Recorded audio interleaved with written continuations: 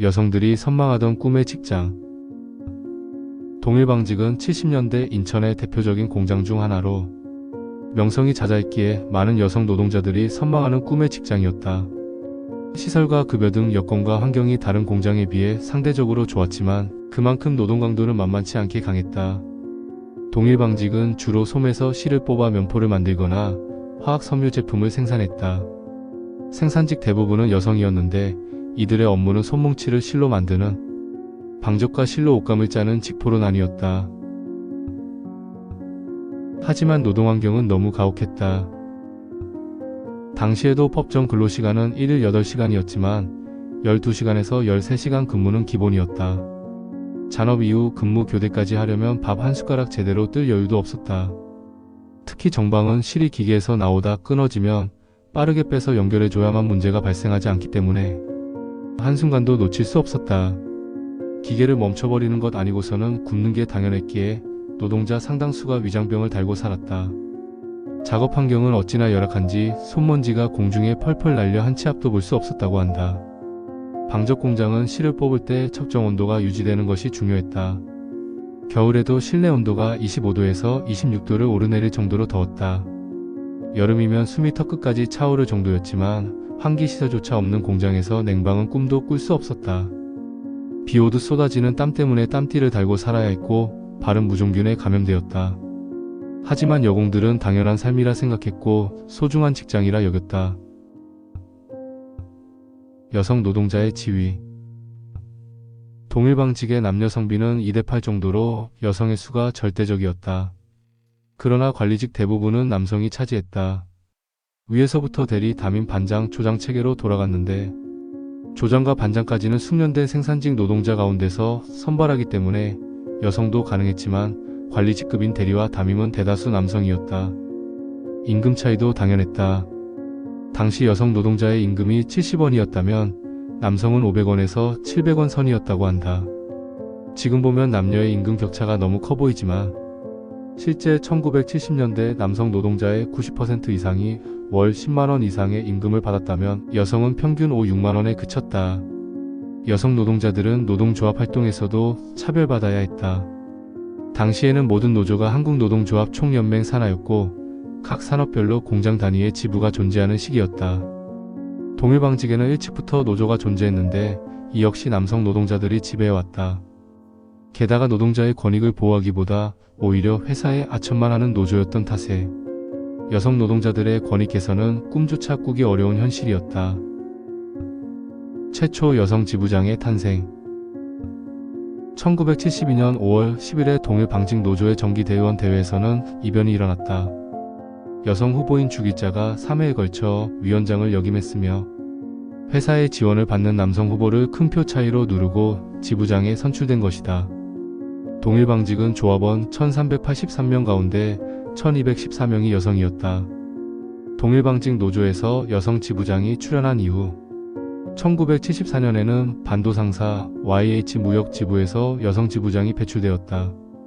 여성이 다수인 사업장에서 여성 지부장이 당선되는 것이 지금은 당연한 일이지만 여성의 사회활동에 대한 인식이 극히 미약했던 1970년대는 큰 사건이었다. 옷을 벗다. 첫 여성 집행부가 탄생한 이후 기존의 노조 집행부와 사측은 여자들은 1년도 못할 거다라고 대수롭지 않게 여겼다. 그런데 임기 내 많은 것을 변화시킨 데다가 1975년 2월에는 이영숙 씨를 2대 여성 지부장으로 앉히기까지 하자 사측은 위기를 느꼈다. 그리고 이듬해 2월 사측은 남성 노동자들을 동원해 와해 작업에 나섰고 여성 집행부 측과 반대 측의 비율이 대등한 비율로 선출되는 결과를 가져왔다. 그리고는 같은 해 반대 측은 일방적으로 대의원회를 개최했다.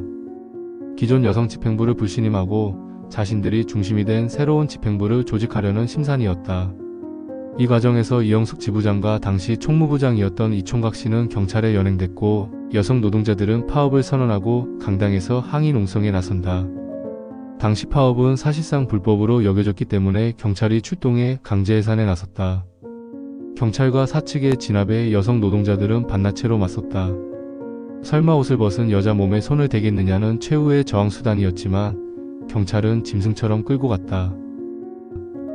하지만 굴하지 않은 여성 노동자들. 이후 정부, 섬유노조, 회사 측에 가진 탄압과 방해에도 불구하고 투쟁은 계속되었다. 문제의 확산을 우려한 노동청이 합의를 추선하였고 1977년 4월 4일 노동청 감시하에 대의원 대회가 열려 이총각 총무가 지부장으로 선출되었다. 3대째 여성 지부장이 선출되자 참석한 모든 이들은 감격과 눈물과 함성으로 이를 축복하였다. 우리는 똥을 먹고 살 수 없다. 1978년 2월 대의원 대회를 앞두고 섬유노조는 동일방직 노조를 사고집으로 규정, 한국노총이 위촉한 수습위원에게 지부장 권한을 인계하도록 하고 회사 측은 조합원들을 매수하여 대회를 무산시키려 하였다. 섬유노조와 회사 측의 협박을 받으면서도 2월 21일 동일방직 노조가 대의원 선출을 위한 투표를 감행하려 하자 또다시 회사 측 남성 노동자들이 습격해왔다. 이번에는 똥을 날라다가 여성 조합원들의 입, 가슴, 옷에 탁 치는 대로 똥을 바르는 짓을 자행했다. 심지어 똥걸레로 문지르고 입에 먹이기까지 하였다. 아무리 가난하지만 우리도 인간이다. 우리는 똥을 먹고 살 수 없다. 고 절규하는 여성 노동자들을 경찰들은 구경만 하였고 요청하는 여성 노조원들에게는 냉소와 욕설을 퍼부었다. 이 사건이 바로 동일방직 똥물 사건이다. 이날 대의원 선거에서 40여 개의 투표함이 박살났고 50여 명이 부상을 당했다. 해피엔딩은 없었다.